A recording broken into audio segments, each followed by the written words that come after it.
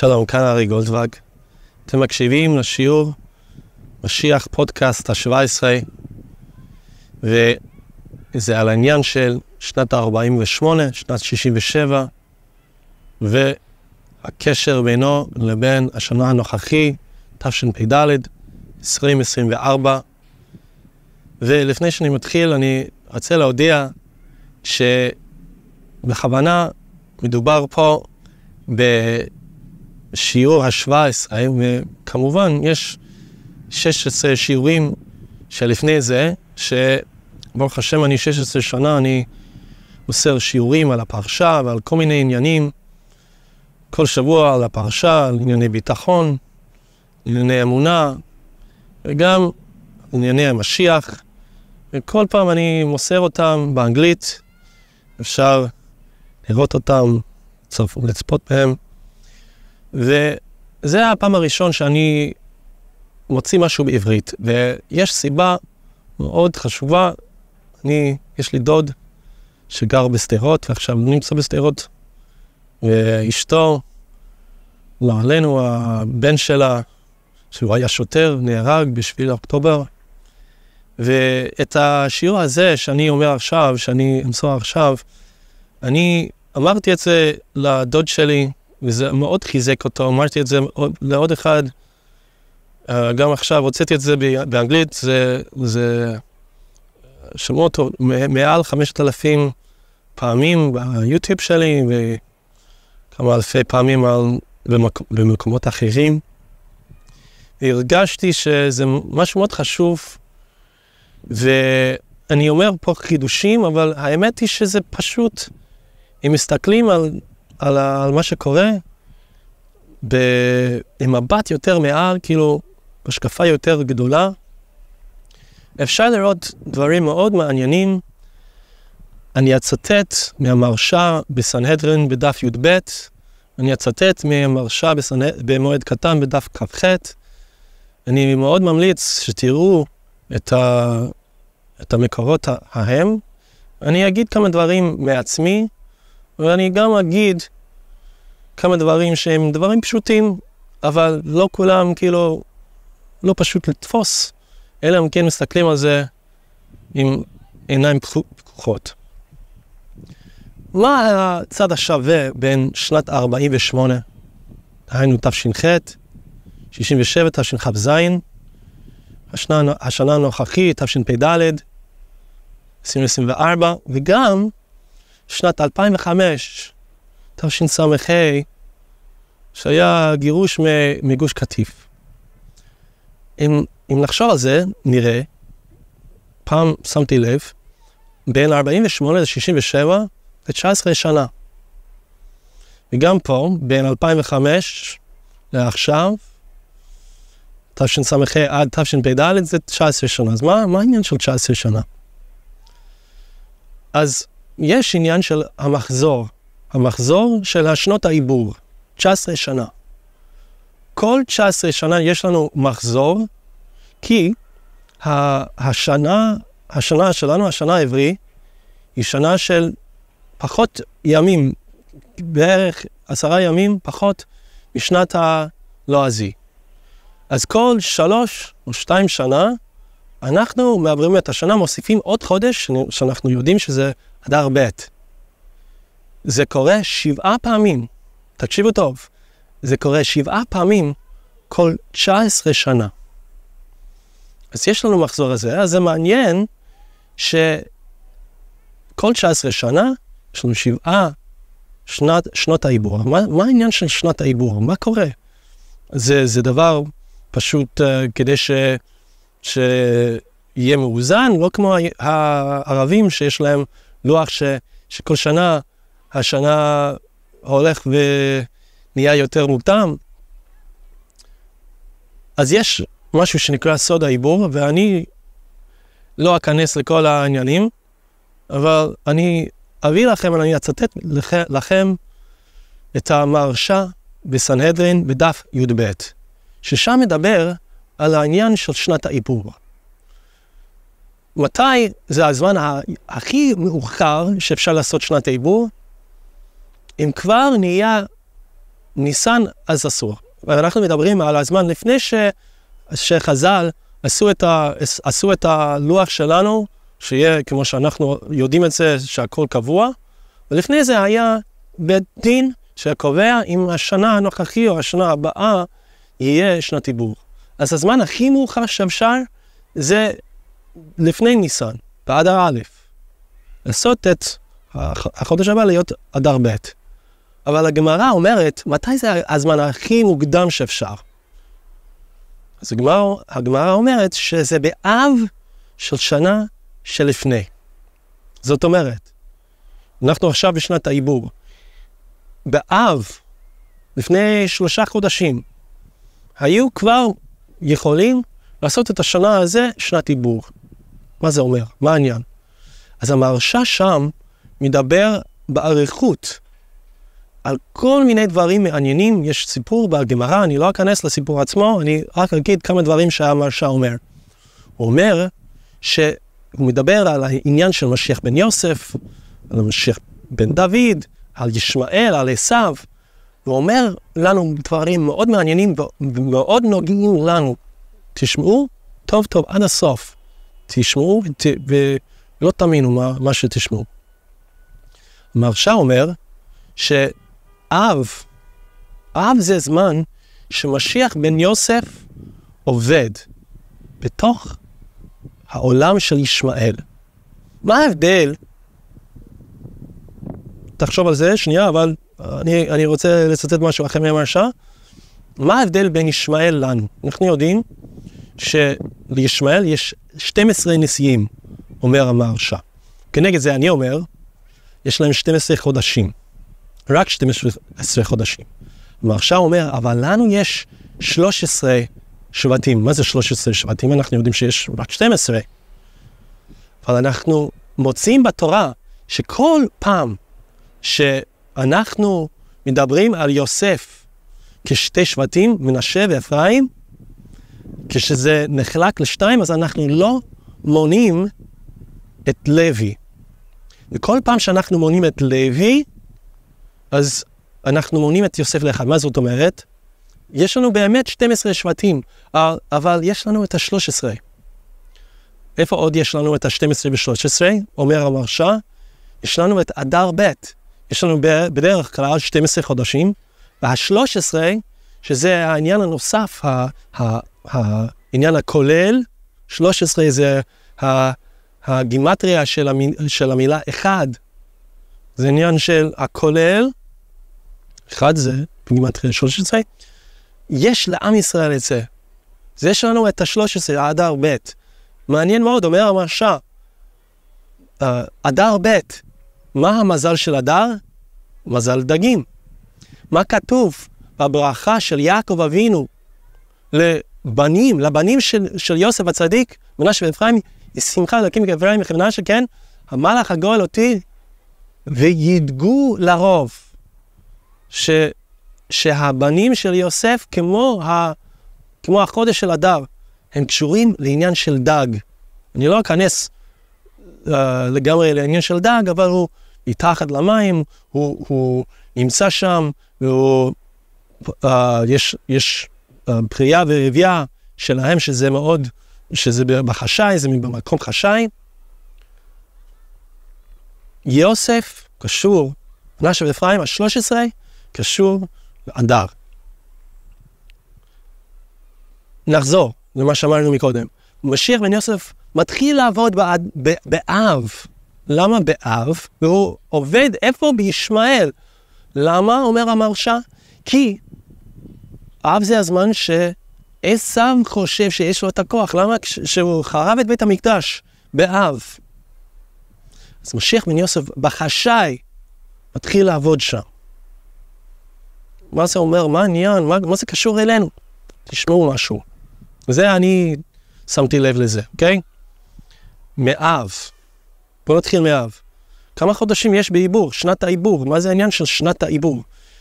9 חודשים. אב, אלול, תשרי, חשוון, כסלו, טבת, שבט, אדר, אדר ב'. 9 חודשים. כמה זמן של עיבור אצל אישה? כמה זמן הריון? 9 חודשים. ההיריון מתחיל כל שנת העיבור. זה מה שהבנתי מתוך המרשה. כל שנת עיבור מתחיל הריון. מתחיל עיבור. ומה שבחשאי התחיל, בהתחלת האב, בראש חודש אב, בחשאי, לא רואים את זה, לא מכירים את זה, רק עד סוף 9 חודשים, בסוף של אדר ב' נולד מה שהיה בהתחלה של אב. מה זה אומר? מה העניין? מה זה קשור אלינו? תשמעו משהו. בחודש השלישי של עיבור, שאישה בהיריון, מה קורה? בחז"ל אומרים שאחרי 3 חודשים הוכר וברא. הוכר וברא. אחרי 3 חודשים, אב, אלו תשרי, בסוף תשרי, מתחילים אנחנו לראות את מה שהתחיל בהתחלת אב, ומה שמתפתח תוך 9 חודשים של שנת העיבור. זה מאוד מעניין אצל האשכנזים, אנחנו אומרים, מתחילים בראש חודש חשוון להגיד, בתפילה של מוסף של ראש חודש, אנחנו אומרים, ולכפרת פשע, שאנחנו מקווים שהראש חודש, שהקורבנות שאנחנו אמורים להביא, אבל אנחנו אומרים את זה, במקום להביא את זה, שיהיה לכפרת פשע, שאנחנו, השם יכפר עלינו, כל הפשעים שלנו, אנחנו בסוף אדר ב' בראש חודש ניסן, אנחנו לא ממשיכים להגיד את זה. למה? כי כל מה שהיה צריך לקרוא בשנת העיבור, ואיך שאני מבין את זה, כל פעם שיש שנת עיבור, אנחנו, העבודה, זה מה שאני הבנתי מתוך המרשה, כל מה שיש פה תהליך של משיח, שמתחיל ומתחזק ומתקדם, וזה מתחיל בהתחלת אב של שנה שלפני שנת העיבור, וזה ממשיך עד סוף אדר ב', ואז נולד, ואז רואים, ואז זה מתבטא, זה מתחיל לגדול, זה נולד ואז זה מתחיל לגדול, ונדבר עוד מעט על המרשה במועד קטן דף כ"ח, שמדבר על התקופה מכ"ה באדר עד ו' סיוון, עד שבועות. עוד מעט נגיע לזה. אבל לפני, אז כל פעם, אני אומר שמתוך המרשה רואים, אפשר להבין, שכל פעם שיש לנו שנת העיבור, יש התקדמות. בעבודה של בן יוסף, בחשאי, אז זה מתגלה. 9 חודשים. מה מעניין על שנת 48, על שנת 67, על שנת 2005, על השנה הנוכחית, מה כל כך מעניין? זה שכל פעם שיש לנו 19 שנה, אז יש לנו שנה מיוחדת, שזה השנה השמיני של המחזור. השנה השמיני של המחזור, פסח, בגלל שיש לנו את החודש הנוסף של אדר ב', אז פסח נהיה יותר קרוב לקיץ. זאת אומרת, הכי מאוחר, בשנה הזאת, הפסח יתחיל ב-23 או 22, אני לא זוכר, של אפריל. זה הכי מאוחר שיכול להתחיל. זה בשנה השמינית, גם, אני לא אדבר עליו עכשיו, אבל גם בשנה ה-19 של המחזור, זה גם, בשניהם, פסח הכי מאוחר. אז מה זה אומר? אני אגיע לזה. שנת ה-48, תש"ח, שנת 67, היה אותו סוג שנה, השנה השמינית של המחזור.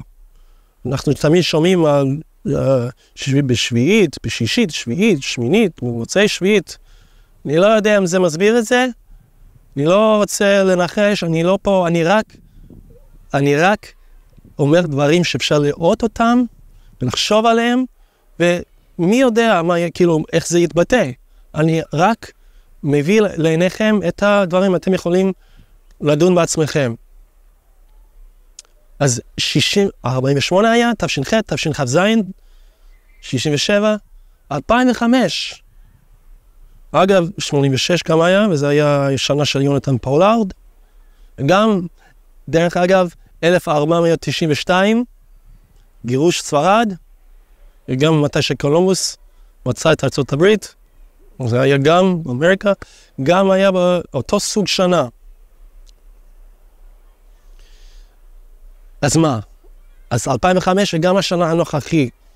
אז אני כבר חשבתי על זה, הרעיון הזה, אני כתבתי את זה לפני 13 שנה, אבל אני ידעתי לפני שנתיים, כאילו, משהו, לא יודע איך זה יתפתח, לא ידעתי איך זה יתפתח, אבל ידעתי שמשהו מאוד חשוב, חשבתי שמשהו מאוד חשוב יקרה בשנה שלנו, תשפ"ד. שאגב, אני אומר שתשפ"ד זה תהיה שנת פדיון דרמטי. בכל מקרה. אז יש לנו שנת השמינית שפסח הכי מאוחר בשנה הלועזי. פסח נדחה הכי מאוחר שאפשר להיות. אז מה זה אומר? מה העניין? אז בוא נקשיב, וכדאי לראות את זה בפנים, את המרשה במועד קטן בדף כ"ח. שם המרשה כותב, אנחנו כולנו יודעים, שבין פסח לשבועות יש לנו 7 שבועות. אנחנו סופרים אותם, יש לנו 7 שבועות, פסח עד שבועות. אבל אומר המרשה משהו מאוד מעניין. האמת היא שיש לנו 3 שבועות מלפני. 3 שבועות מכ"ה באדר ועד פסח. מה זה אומר? אז אם נסתכל על התמונה המלאה, מכ"ה באדר עד ו' סיוון זה 10 שבועות. 10 שבועות. כמו שיש לנו בעיקרון 9 חודשים מאב עד סוף אדר ב', ובעיקרון יש לנו באמת העשירי זה ניסן, שזה מתי שנולד ומתחיל לגדול, מה שהתחיל באב. כמו כן יש לנו עוד עניין של 10, תשמע משהו מאוד מעניין. מתי זה יום ירושלים? מה קרה בשנת 67? מתי זה יום ירושלים? זה היה בכ"ח באייר, זה היום שקיבלנו חזרה, השם החזיר לנו את ירושלים. זה היה בסוף של השבוע התשיעית, מכ"ה באדר ועד שבועות. זאת אומרת, יש לנו כל פעם, זה עניין, זה מקביל לספירות.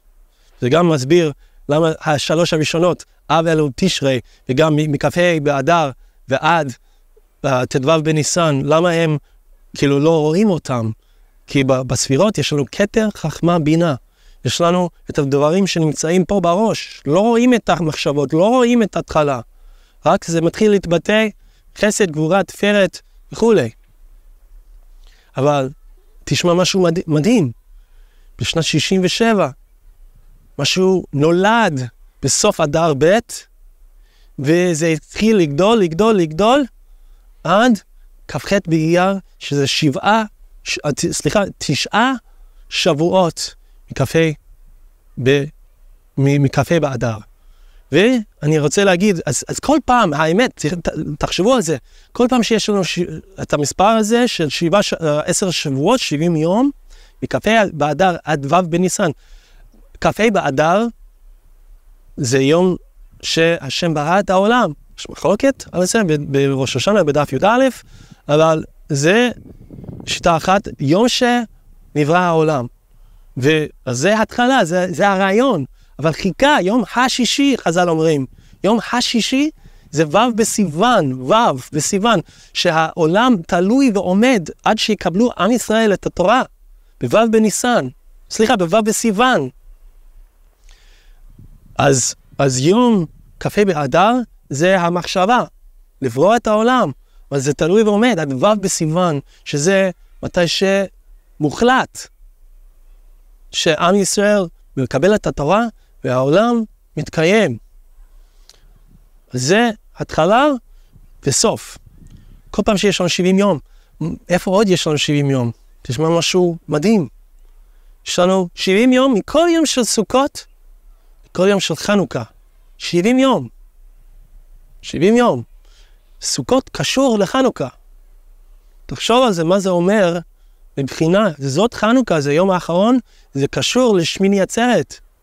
צריכים לדעת את זה, מאוד חשוב. מה עוד? 70 יום, תשמע את זה, תשמעו את זה. 70 יום, כ"ח באייר עד 9 באב. כ"ח באייר, יום ירושלים, עד 9 באב. ב-2005, מתי הוציאו את עם ישראל מגוש קטיף? מתי? באיזה יום? זה היה אמור להיות ב9 באב, הוציאו אותם ב10 באב. אבל זה 70 יום. מה זה אומר? מה זה אומר? יש לנו בחשאי, בהתחלת אב, יש לנו בחשאי משהו שנזרע. משהו נזרע. מתחיל. רואים את ההתפתחות. עד סוף אדר ב'. עד סוף אדר ב' מתחיל השלב הבא. זה מתפתח יותר. זה כמו חץ שיורה. בום. בום. ממשיך. עד ו' בסיוון. ועוד פעם ממשיך עד 9 באב. כל פעם זה התקדמות. כל פעם זה מביא אותנו למקום יותר מתקדמים. אנחנו יכולים להסתכל על מה שקרה בגוש קטיף. זה קורע לב. מה שקרה עכשיו קורע לב. אבל אנחנו גם רואים שמתקדמים. זה הכל הקדוש ברוך הוא עושה, וזה מאוד חשוב להבין. הקדוש ברוך הוא רוצה את זה, הקדוש ברוך הוא רוצה להביא את המשיח באופן חשאי. זה העניין של משיח בן יוסף. להביא את הגאולה זה מתחיל באופן חשאי.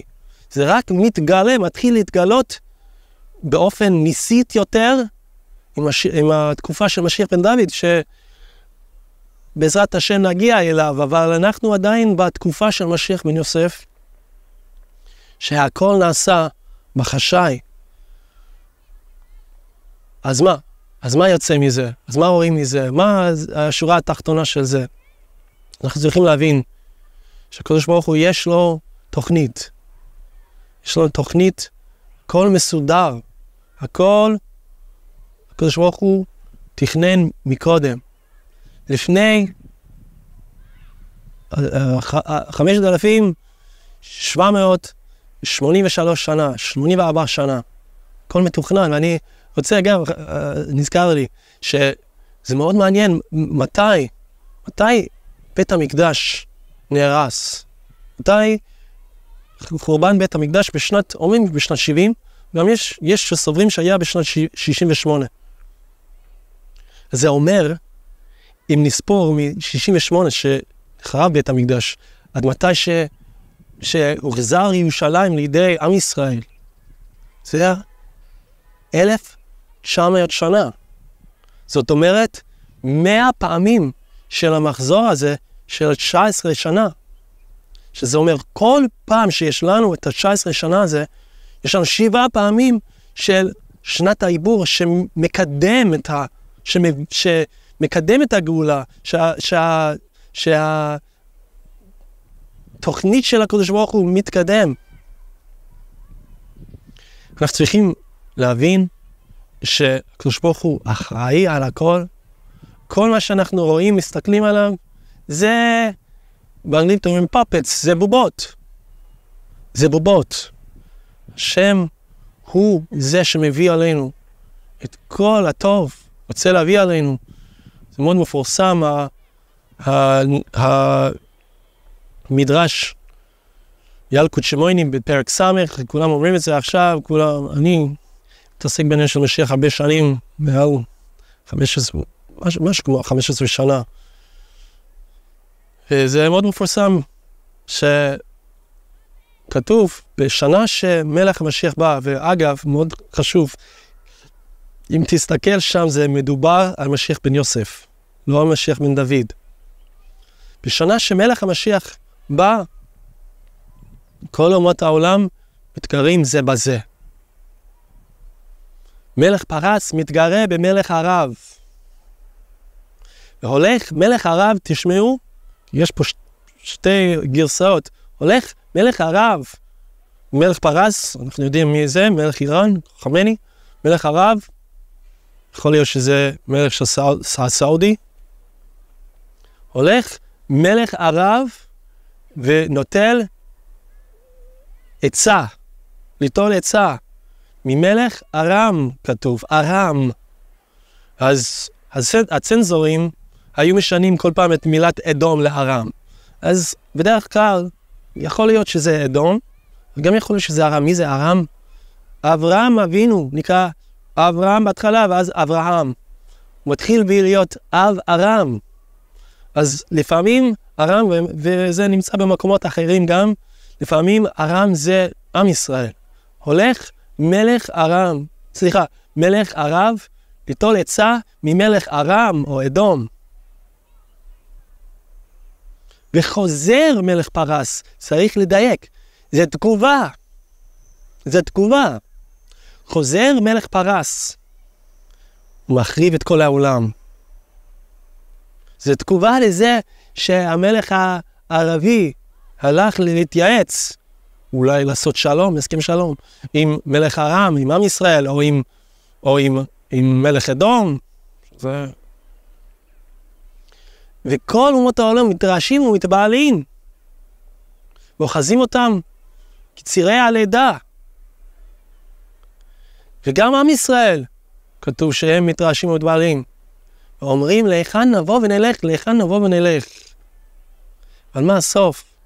אומר הקדוש ברוך הוא, למה אתם כל כך דואגים? כל מה שעשיתי, לא עשיתי אלא בשבילכם. ולא כמו השיבוד המלכיות שלפני, כל פעם שיצאנו מגלות, היה שיבוד מלכיות אחריה. לא יהיה ככה. הקדוש ברוך הוא מבטיח לנו, שמה שאנחנו נחווה, זה יהיה הסוף של שיבוד מלכיות. לא נצטרך להקשיב לאף אחד אחר. נעשה בעזרת השם מה שנכון לנו. זה מה שאני רציתי להגיד. אני מקווה שזה יחזק אתכם. אני לא נביא, אני לא עתידן, אני לא יודע את העתיד. אני רק אומר דברים ששמתי לב עליהם, מצאתי אותם, מרשה בסנהדרין בדף י"ב, מרשה במועד קטן דף כ"ח, עניין של המחזור, 19 שנה, עניין של תמברים 8, 67, 2005, תשפ"ד, השנה הנוכחי, כולם אותו סוג שנה, שנת העיבור. הדבר האחרון, אמרתי מה זה אומר שניסן, שפסח הכי מאוחר, מה זה אומר? אז החץ הזה, שמתחיל מאב ונזרק עד כ"ה באדר, החץ הזה ממשיך מכ"ה אדר ועד ו' סיוון, ואז ממשיך מכ"ח באייר עד תשעה באב. זה אומר שהחץ של עם ישראל, שזה העניין של משיח בן יוסף, החץ הזה נכנס יותר ויותר מאוחר. מה זה אומר יותר מאוחר? נכנס לתוך הלב של אב, של הזמן לעשו חושב, כמו שאמרנו מהמרשה, עשו חושב שבאב, בגלל שהוא החריב את בית המקדש, אז יש לו את הכוח. אבל הכוח של עם ישראל, זה הכוח של המצוות שלנו, של הפסח, של הקורבן פסח, שמיץ השם להביא אותו, השנה. הכוח הזה, הכוח של עם ישראל, המצוות, המצות, כל זה נכנס לתוך הלב, יותר מאוחר, לתוך המקום של הקיץ, שעד עכשיו זה היה הכוח של עשו, אבל עכשיו משיח בן יוסף, העבודה שלו זה להוריד, להחריב את העולם של עשו, שנזכה ונראה במהרה בימינו משיח צדקנו. תודה רבה.